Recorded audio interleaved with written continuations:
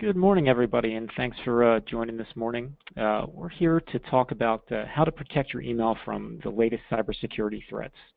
Definitely a hot topic right now, growing concern, been in the news a lot recently as well as over the past several years. But I'm sure a lot of you have seen the news about a month ago about the WannaCry ransomware attack. It was an attack that was so widespread and damaging that Microsoft released patches for operating systems that have been far out of support, including Windows XP, which went out of support in 2014. So just to give you an idea of just how widespread that attack was and how damaging it was. But we've got some exciting things to talk about today, some things Microsoft is doing to help combat this stuff. So hopefully we'll give you something informative, something to take away with today. For anyone that is unfamiliar with myself, my name is Nick Hahn. I'm the Director of Product Management here at Behringer Technology Group. Been here for 11 years now, and my primary focus here is to keep up with the new technologies, find those best-of-breed solutions, those solutions to help with the ever-changing IT challenges that your businesses face. So to start off here, let's talk a little bit about some of those security challenges that we have. So about 50% year-over-year growth in electronic data. So why is that? Regulatory demands, cheap data storage, it's driving that growth. And that continued storage. So, what used to cost a fortune and be complicated to do before is now very cheap and easy to do. And people aren't archiving stuff anymore. They're not deleting things. All that data is being kept forever. And that data is growing. So we're becoming more reliant on it. And with that reliance on that data comes a price tag with both compromising that data and securing that data. Nearly half of organizations that were polled were hit with some form of ransomware in 2016. So pretty big number there. You got a 50-50 chance of being one of those organizations that have been hit with ransomware. Out of those companies, 83% of those attacks came in through email attachments or links provided in emails. So definitely the focus of these attacks are through email. Why is that? Well, everybody uses email, right? Attack what people use, attack, where you're going to have the most impact. So that's definitely where people are focusing. Pretty staggering number here, 357 million new malware variants last year alone. So it's not going anywhere. It's a growing business. People are making money off of it. And it is definitely something that is going to continue to grow. And those attacks are getting much smarter. And we're going to talk a little bit about how they're doing that and how they're working around some of the systems that we already have in place today. Now, why would somebody do this, right? Why would somebody want to come in and put ransomware on your machine or steal data? It's because it's business. It's big business now. It's long gone are the days of somebody in their basement just looking to go and disrupt, your business day. People are doing this to steal data, to sell that data. People are creating tools and selling those tools in the online black market so that others can use these to gain access to that data, to hold that data ransom, and to sell that data. And sometimes we're seeing as well that people just look to gain access into an environment and then sell that access to the highest bidder. And you might think that, hey, my data isn't really worth much, but it is. It definitely is. It's worth to you and your clients, but also from the perspective of an attacker, if they encrypt that data and hold that data hostage, and force you to pay for it, it might not be information that they can sell on the black market, but it is something that they can get a financial gain from by forcing you to pay for that access to your data again. So again, why are they doing this? To hold that data hostage, obtain data they can sell, and avoid detection. And why would they do this? So there's definitely still some things out there, activism, terrorism, but what mainly what you see out there is for money or profit, right? If you can put a dollar figure to something, people are going to do it. Couple stats on this. 82% of successful cyber attacks happen through phishing, network scans, or website compromises. 11% are from insiders, so people working for the companies themselves. 7% are nation states. So the majority of them are coming from attacks that would target businesses of any size. Couple more useful facts here, some numbers I wanted to throw at you. This is specific to Microsoft's Office 365. This is where all these numbers came from.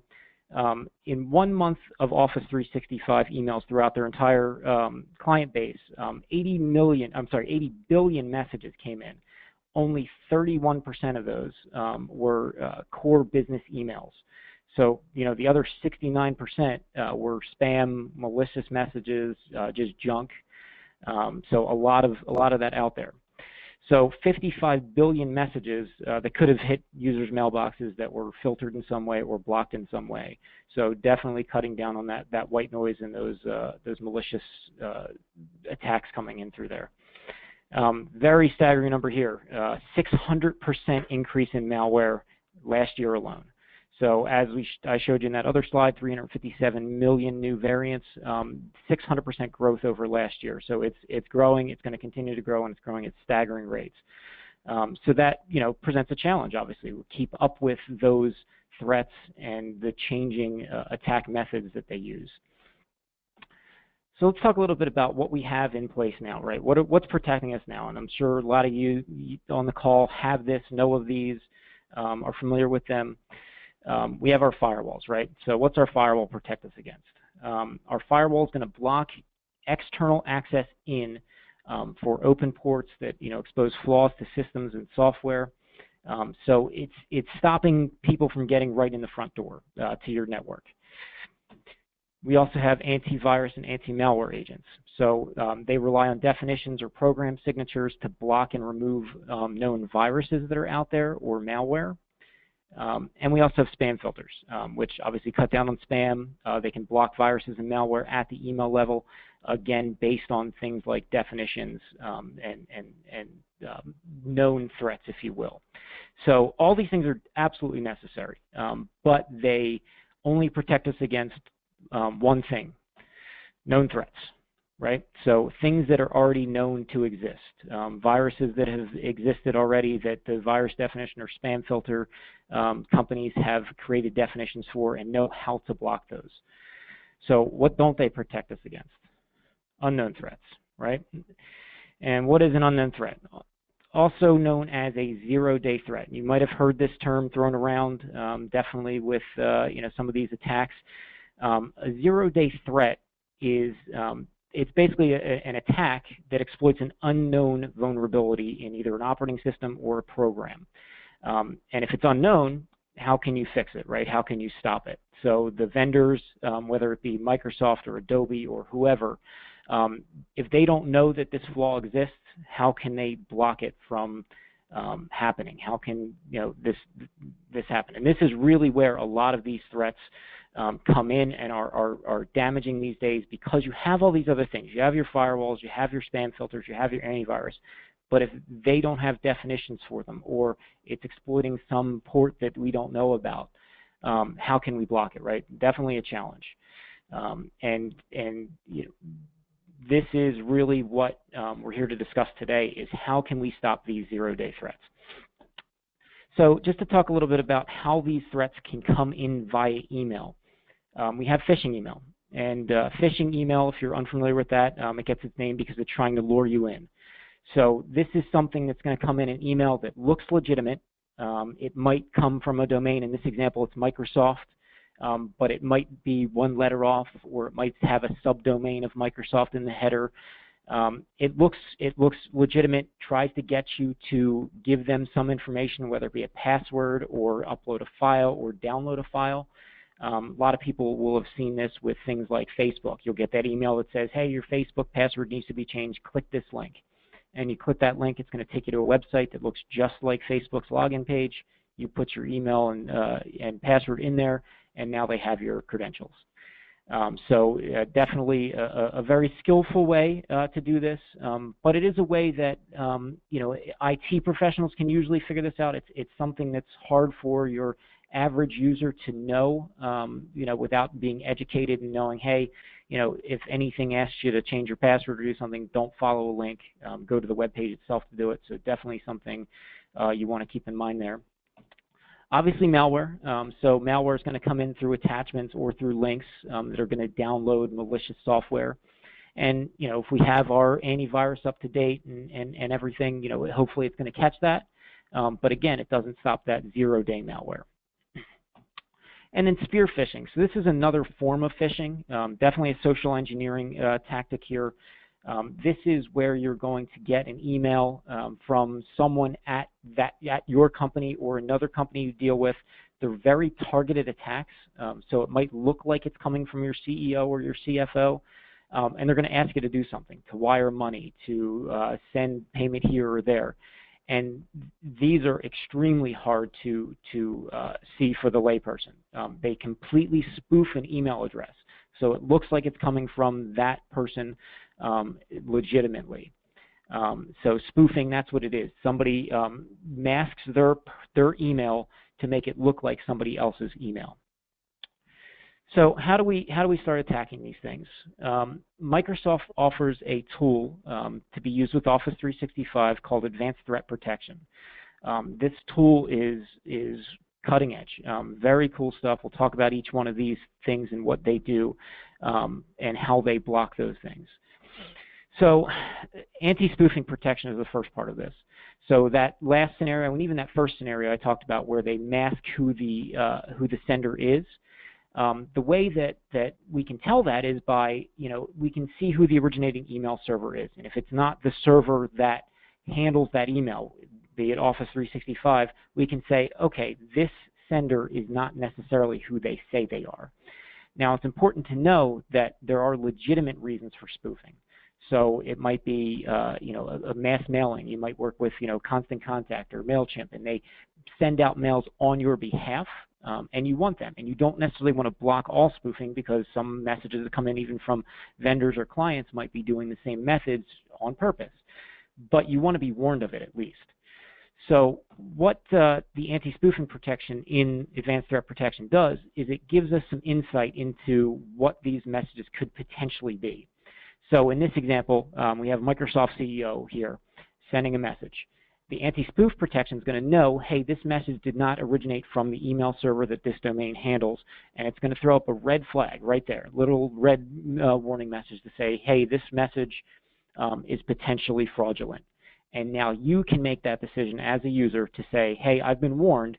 Let me pick up the phone and call my CEO or CFO and find out, hey, should I really dial these, or should I really send this wire payment to them?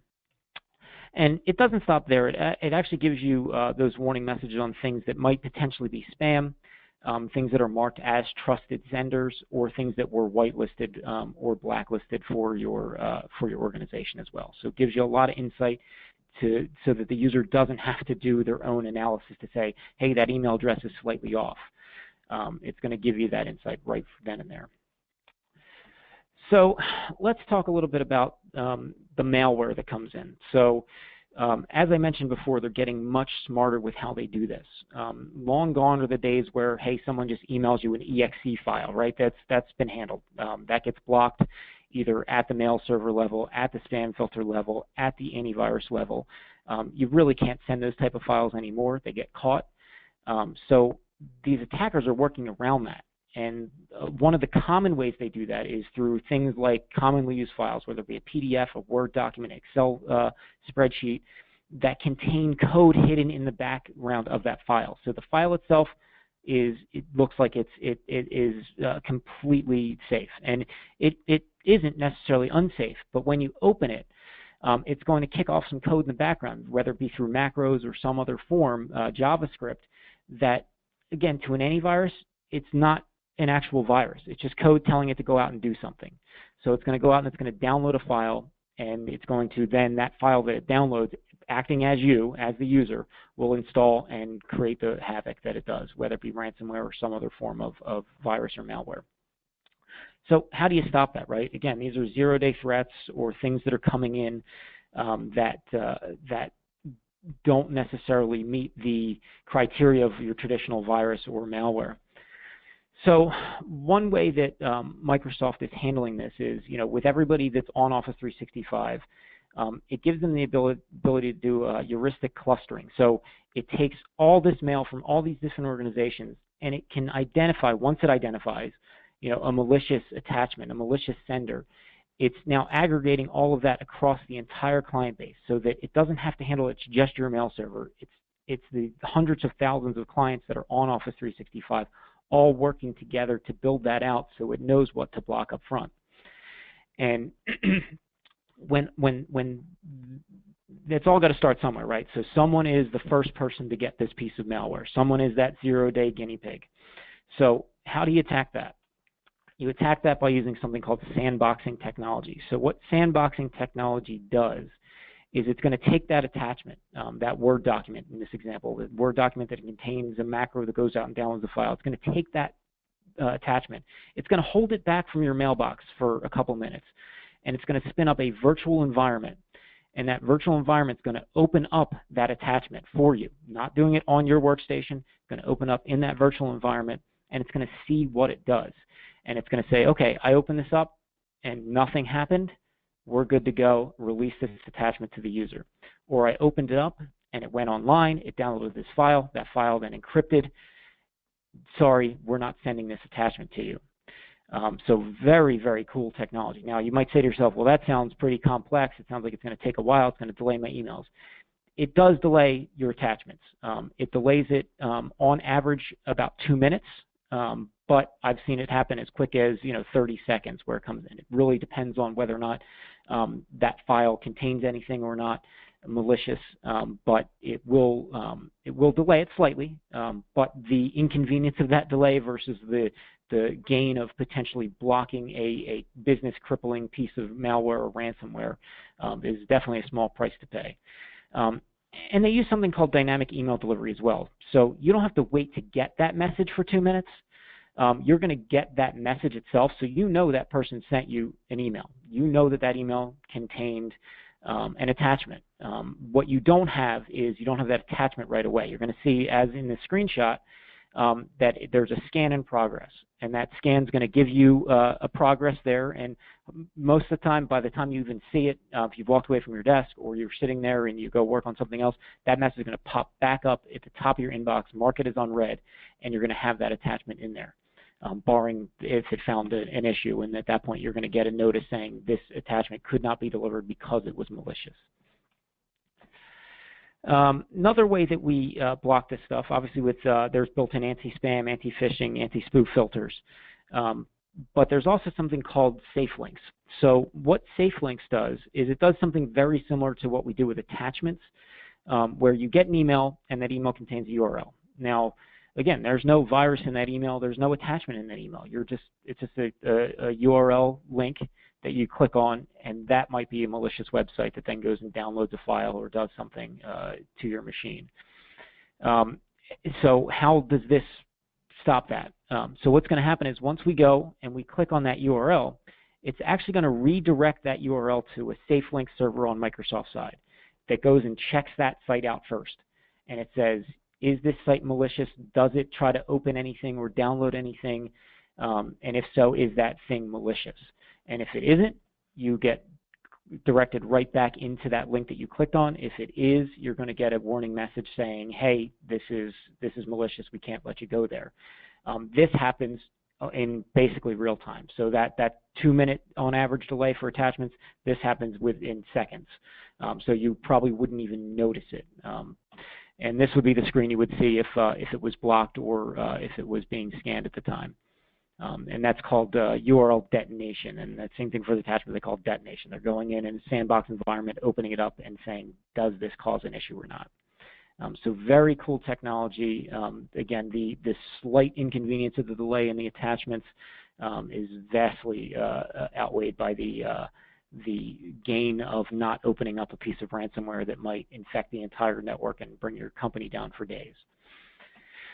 We also get some analysis and reporting with this as well. So on the administrative side, in the portal, we can go in and take a look at all those different threats that were discovered. So if it wasn't a threat, it doesn't give you this analysis because it wasn't a problem. If there was a threat, we can go in and see what messages were out there, who were they sent to, what did they contain, and what happened when we detonated that attachment. So in this example, you'll see that there was a password-protected Office document. It created a new document on the machine. That document then downloaded a Trojan, and bang, we got problems, right? So it gives you that ability to really look at that and see what actually happened and how long did it take to analyze it. So in this example, it took 1 minute and 7 seconds. And this is a real-world example. We're using this internally here. I pulled this right from our portal as well. So just to put it in a kind of perspective here, if you have nothing in place, you don't have anti-malware, you don't have your spam filters, nothing, it's basically like leaving the front door open, right? And maybe putting signs down the street giving directions to your house. You're just letting these people in. Once you have that anti-malware, the antiviruses, yes, it's blocking stuff, but there's a key under the flower pot, and people can find ways around that in this day and age. Once we start adding all these other features of advanced threat protection, we're now closing the door, we're putting a deadbolt on it, and we're putting a security system in place as well. So we're limiting that down as far as we possibly can by blocking anything in real time by testing out those unknown threats. And as I said, we can get that intelligence based on this as well. We can see, where are these attacks coming from? What are they doing? What can we do proactively? Chances are, if you get a bunch of hits for your company, they're all going to be coming from the same IP address. Maybe you block that IP address, so it doesn't even create that that risk whatsoever. So it gives us that full dashboard capability to see all that. The next feature I want to talk about, it's something called Advanced Security Management in Office 365. And this gives us that threat detection. It gives us control over what happens there and gives us that discovery and insight. So this is really meant to do a lot of analytics, a lot of alerting, and detection of those threats. So what we can do with it is we can set it up with rules to check for things like anomaly detection, things like user activity, and add controls to those and report on those and alert on those. So it'll give us some insight into breaches. So things like, hey, this one admin user went and conducted a bunch of administrative actions, which is abnormal. Alert, whoever's on that list. It lets us build different policies in place to say things like, hey, if this particular user does this particular action, send me an alert. So it's good not only for those external threats, but those potential internal threats as well, to keep an eye on that and alert on that. That anomaly detection. So how this works is that it's going to check for anything that's out of the norm.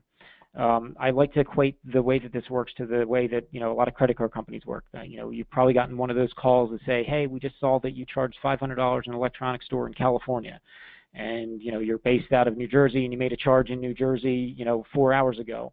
It's not humanly possible for you to have been in that other place. Maybe you ordered something online, but they call you up and they check on that to make sure that that is indeed what was supposed to happen. Same concept here. Your Office 365 account logged into email in South Jersey this morning, and 3 hours later it logged in China. Probably not you. Probably want to send off those warning bells. Might want to do some action on that as well, and it gives us that ability to do those things. So we can create policies to check for all this different stuff, even as far down as to mass user downloads on things like SharePoint and Drive, and alert us on it, and potentially even do things like disable the account. So if we see that there's a single user and they mass download all information on SharePoint, lock that user out. Or even before that, we can send other things through these templates to create those policies to stop those actions or alert on those actions. And we can set those alerts in a few ways. Obviously, they can go to your IT team. They can go to anyone that you would like these alerts. We can send them through email. We can send them through SMS, and we can send them when they happen or once a day. And we can set alerts on thresholds on those alerts as well. So again, I covered this already, but what can we do with it? We can suspend those users. We can dismiss it. Maybe it's a legitimate reason this happened. But it gives us that ability to investigate those things, to look at those results and say, was this legitimate, was this not, so that it's not too late to actually act on something. So kind of summarize up these two different solutions. So we have advanced threat protection, which gives us that real-time protection against malware and viruses through that sandboxing technology, both with the detonation of attachments, that real-time protection on URL clicks, and gives us that rich reporting and tracing. And then we also have our advanced security management, which gives us that threat detection, that control and policy engine, and the way to do that discovery and insights so we can learn about these threats and know before they become a major issue. And all of this, these two different offerings are extremely affordable through Microsoft. Extremely affordable. Some of this technology has been out there, definitely not in the same way that Microsoft's doing it, and definitely not in a hosted solution, which gives you a very low per user per month pricing. Usually it's involved in bringing in a big piece of hardware. It's got to sit behind your firewalls and cost you thousands and thousands of dollars a year.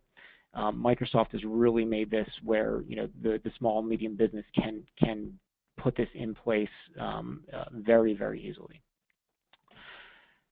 So if there's anything you guys get out of this, what I want to just hammer home the idea of is that what we're currently doing, our firewalls, our antivirus, our spam filtering, they protect us against known threats, right? So the stuff that's out there that we know about, and they're still very much necessary because those threats aren't going away. But what they don't protect us against are those unknown threats. Microsoft's advanced threat protection is going to protect us against those unknown threats in a very smart way, in a way that is going to be extremely hard for anybody, any of these malicious software writers to get around by using that sandboxing technology. So if you guys have any questions, would like to see this in more depth, or would like to talk about the solution, definitely reach out to us. We would love to show it to you. We can show you, definitely in our environment and so forth. But you can reach us at the email address there, info@behringer.net. Call us on our number there. If you're one of our clients, reach out to your account manager, and definitely you can reach out to me directly as well. So with that, I want to thank everyone for your time this morning, and have a good day.